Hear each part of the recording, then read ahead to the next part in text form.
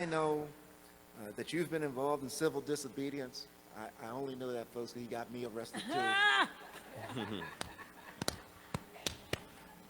Yes, yes. But the question becomes, what is the ground game going forward? Do we just continue with the civil disobedience? What do we do now? That's a great question. Let me say this. I'm gonna get to the question, but first I'm gonna take a little side road. You might say I might filibuster for a couple of minutes. I hope you don't mind. It'll be a sitting filibuster, but I hope you don't mind if I filibuster just for a minute for two reasons. One, because I had to rethink some of my thoughts and my notes because Barbara got me so excited I spilled my water over here. It messed up my whole area and everything. So I gotta go. I gotta adjust, right? But the second reason I want to go on a little tangent is because I want to say this. People ask a lot of times to me. I know they ask Latasha. How do we sustain the work that we do? How do we keep it up? The pressure and the hatred and all of that. And my common response is, you got to have the right team around you. You got to have a team, and when I say that, I mean in a couple of ways. You got to have a team that you can in the midst of all that you can still have a good laugh with, Right. and celebrate some joy, some black joy, some overwhelming joy that you can crack a joke about. As you're riding on the blackest bus in America. But you also got to have a team that is willing to show some courage. Like you said, Barbara, when you're in a fight and you walking down the street and you ready for that fight and you look to your left and the people that you thought were supposed to be there and they're not there, you got to have a team that's going to be there. And so a lot of times when I give this response, I'm usually talking most immediately about our team around us. I'm talking about my sister Latasha. I'm talking about my wife April, who is also our legal director. I'm talking about people like Wanda Mosley, who right now is our national field director, but was our Georgia state coordinator when black folks in Georgia shook the world and made history a few months ago. I'm talking about people like Sister Deanna, who's sitting at the table over there, who is our Texas state coordinator, who when nobody else in the world thought that Texas could resist the voter suppression bill that they've now been fighting for 6 months, when nobody else thought they could do it, she helped make it happen. So usually I'm talking about our immediate team, but let's be clear, I am also talking about the partners that we have, like Transformative Justice Coalition, like Barbara and like Daryl. Y'all don't understand how much we value them, because we know on both those levels that I just talked about, we can have a good laugh. Is there anybody that's got a better smile than Barbara Arnwine? We know that I could always have a good laugh with Brother Daryl, and yes, I did get him arrested a few weeks ago. But more importantly, we know there ain't too many folks that got the kind of courage that they show on a regular basis in this battle against voter suppression. We know that there's not too many. Because, y'all, this is the deal, and this is a part of the answer to the question, Daryl. It's not just about the work that we're trying to get done. Well, It's got to be about the way that we do that work. It's got to be about the way that we relate to one another, the way that they relate to each other as leaders of this organization, the way that they relate to their partner organization. Y'all know it, the way that they've related to all of y'all. We've got to, in the way that we do the work, we have got to model the type of society that we are trying to create. And that's what they do. And that's a part of the answer to the question about how do we mobilize young folks. And it's partly how do we mobilize young folks, but it's really how do we mobilize anybody. Because, when we were on the Freedom Ride, not just the Freedom Ride, but often, I reflect on and I talk about how in this work, if we only had the faith of a mustard seed or the grain of a mustard seed, that we could move mountains. well, Right? If we only had that faith and that belief, like Helen said, then there's nothing that we can't do. And I was saying this one day while we were on the Freedom Ride, and when we got back to the hotel, we met a brother, one of our white brothers, and he was going through some stuff. He had going through some stuff with his family, but we started talking because his little girl fell, and we helped out his daughter. And after we helped out his daughter when she fell, you know, he came up and he had a conversation and he thanked us because he was like he was kind of surprised because he said where he came from, which was a predominantly white community, he said a lot of people would have just ignored his daughter. Wow.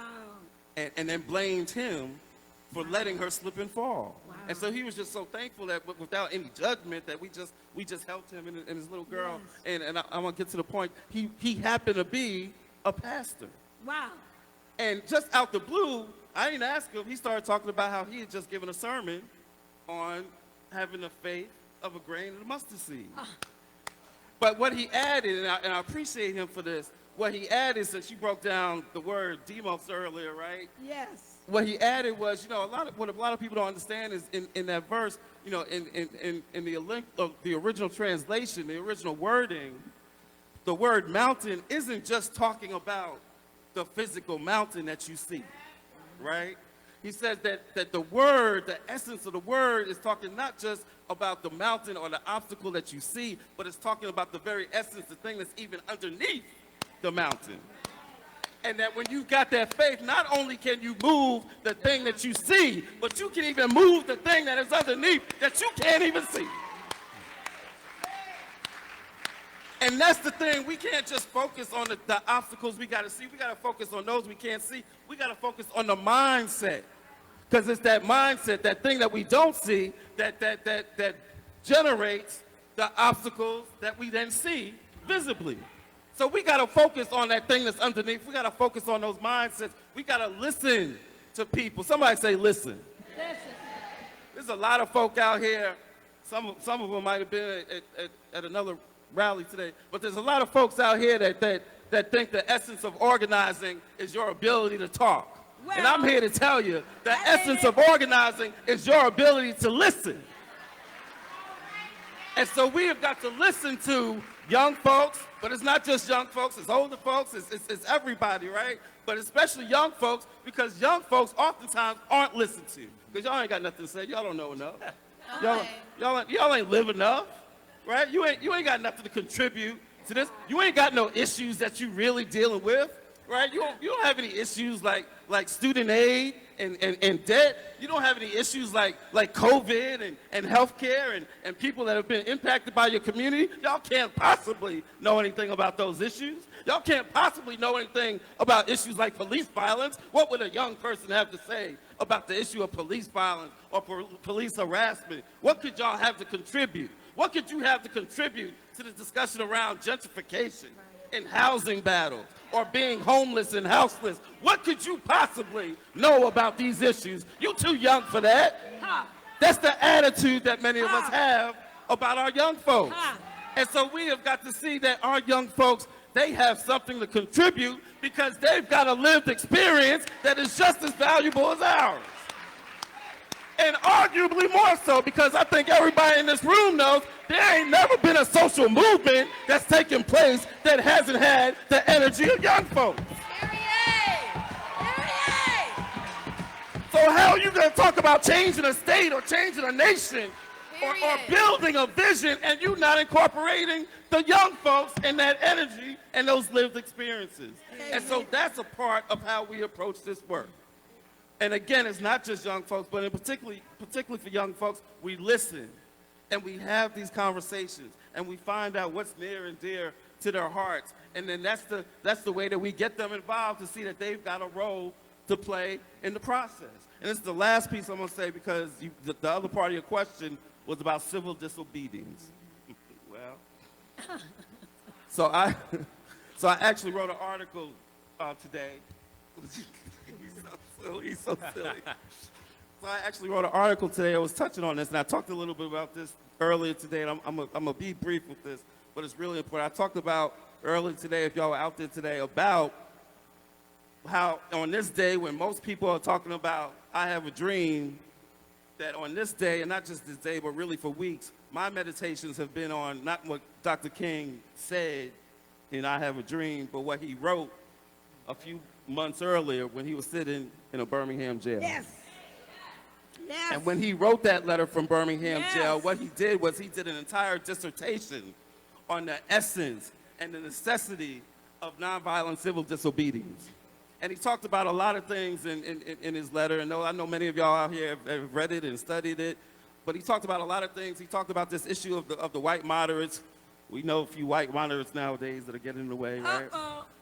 But he talked about his disappointment in the white moderates. He talked about his disappointment in the clergy, and not just the white clergy, but black clergy as well. But he talked about a lot of things in this letter. He talked about this issue of being an extremist and how people accused him of being an extremist. And his response to them was, that's okay. At first I was offended, but then I reflected and I said, you know what?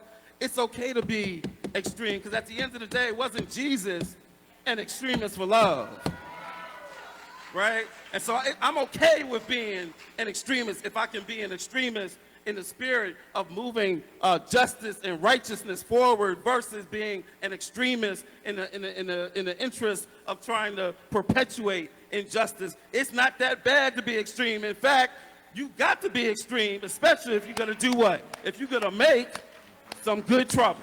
Right. You got to be a little extreme if you're going to make some good trouble. Ain't no way to really make good trouble if you're not willing to be extreme. Right?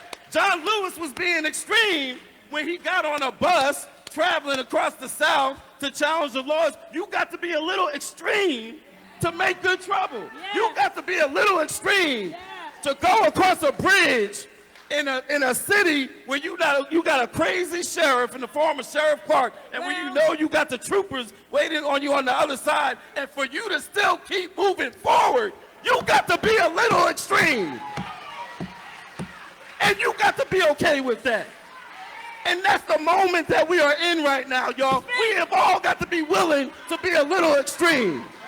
We have all got to be willing to put our bodies in the streets and to block a couple of doors or block a couple of intersections. We got to be willing to be a little extreme if we're going to make good trouble.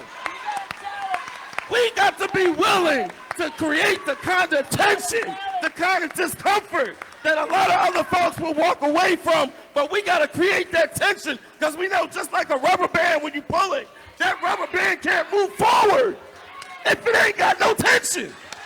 So we got to be a little extreme if we're going to create the tension that is going to let us get to where we're trying to get to.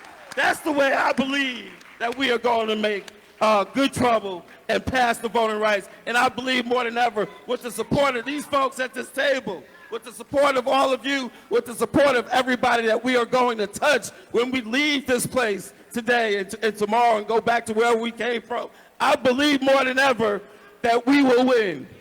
Because our history shows us that when we work together, we win. Y'all say it with me. When we work together, we win. One more time. When we work together, we win. Thank y'all.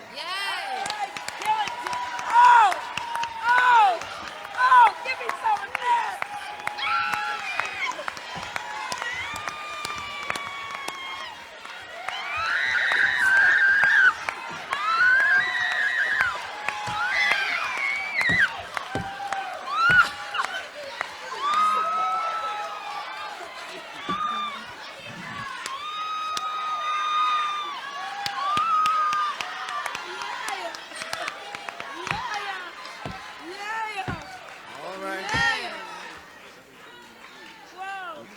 Reverend Proctor.